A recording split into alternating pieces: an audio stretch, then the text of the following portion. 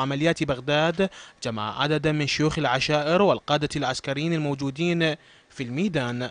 هناك رسائل كثيرة من قادة الفصائل موجودة في الدول المجاورة أرسلت من أجل التواصل والعودة للصف الوطني والتفاعل مع مشروعنا هذا من أجل بناء العراق وترسيخ الوحدة الوطنية. ونحن بدأنا في المرحلة الأولى وهناك مراحل قادمة إن شاء الله خلال أشهر نستطيع أن نقول ينتهي هذا الملف.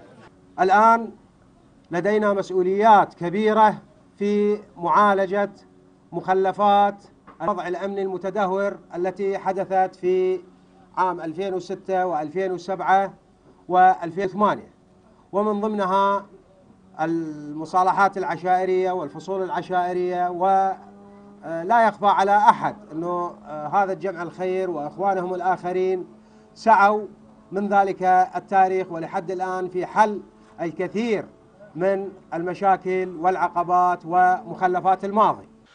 المؤتمر كان فرصة لرابطة شيوخ حزام بغداد الأمني لطرح المعوقات التي تقف أمام تحقيق القدر الأكبر من انسيابية التنسيق بين القوى الأمنية وأبناء العشائر وكيفية توفير الدعم الكافي لهم.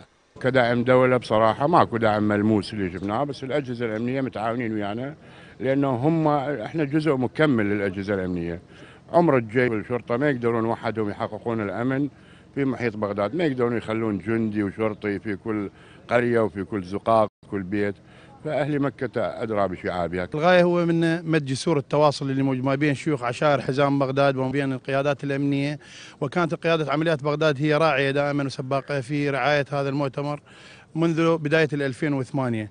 كانت الاجتماعات متواصلة دائما والتبادل المشورة من خلال الخدمات ومن خلال المعلومة، أيضا معلومة الأمنية، وهو الغاية من أنه جهض الخطر اللي موجود من خلال وضع العام.